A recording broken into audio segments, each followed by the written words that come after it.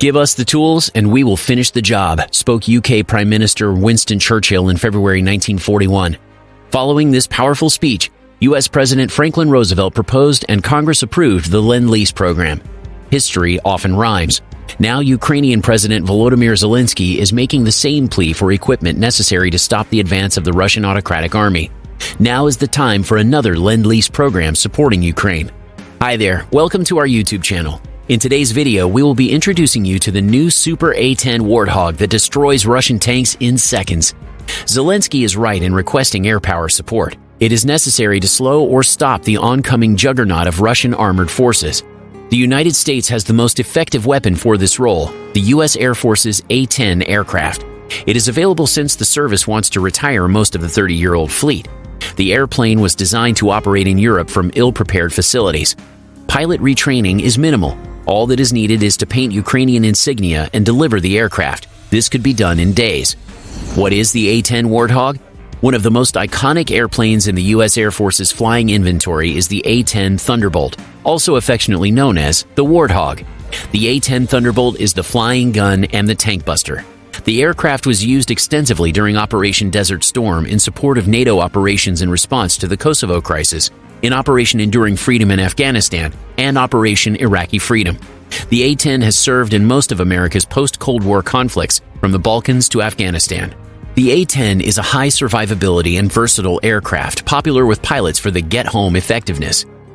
The mission of the aircraft is a ground attack against tanks, armored vehicles, installations, and close air support of ground forces. In wartime, the A-10 was meant to operate alongside U.S. Army Apache attack helicopters in a so-called Joint Air Attack Team, JAAT, to kill advancing Soviet armor. JAAT doctrine called for Apaches to suppress enemy air defenses, identifying and killing threats to the A-10. A-10s would then swoop down at a 30-degree angle, hosing down Soviet forces with their Gatling guns.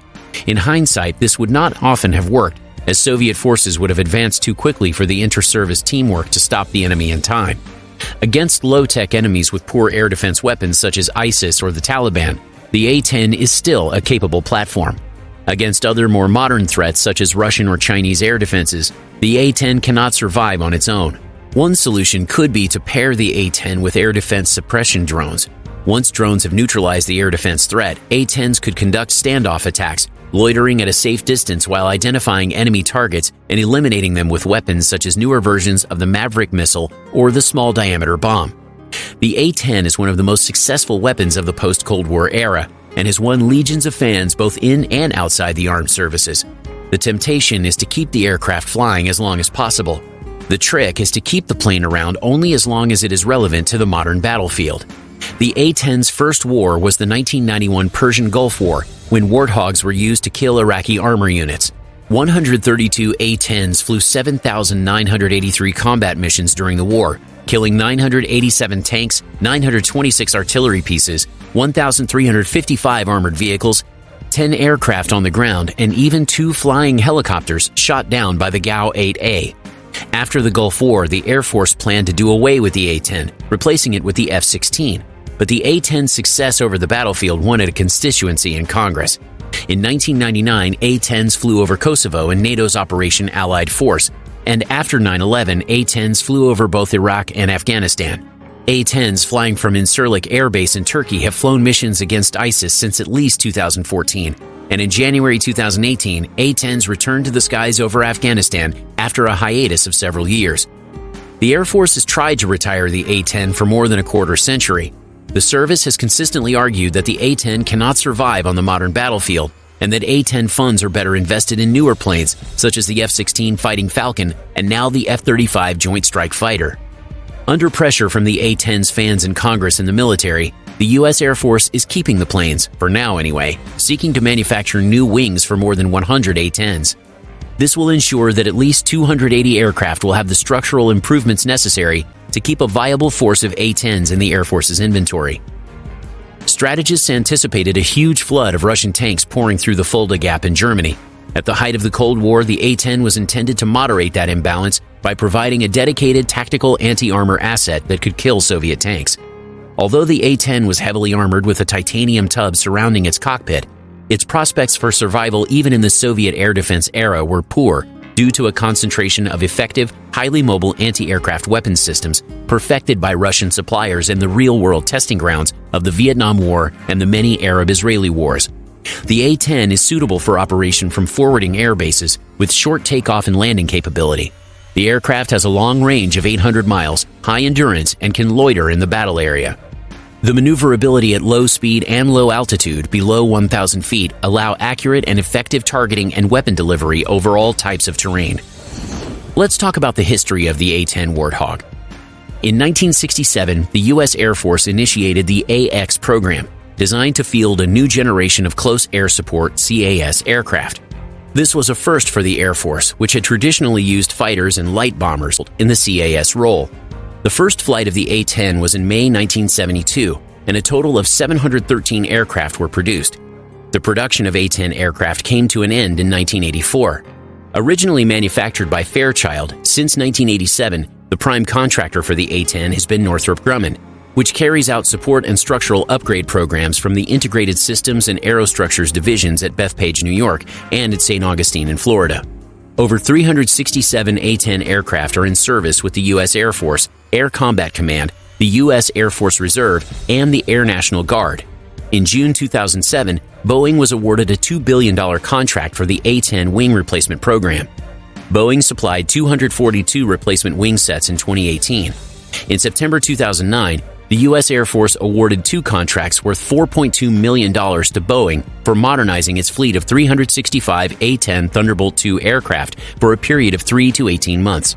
The contract was awarded as part of the total $1.6 billion A-10 Thunderbolt Lifecycle Program Support (TLPS) contract. Boeing received a $999 million contract from the U.S. Air Force for delivering sustainment work on A-10 Thunderbolt aircraft in August 2019. The 11-year contract involved managing the production of 112 new A-10 wing assemblies and 15 wing kits. Now, what are the features of the A-10 Warthog? The features include A-10 Thunderbolt cockpit. The single-seat cockpit is protected by all-round armor with a titanium bathtub structure to protect the pilot that is up to 3.8 centimeters thick.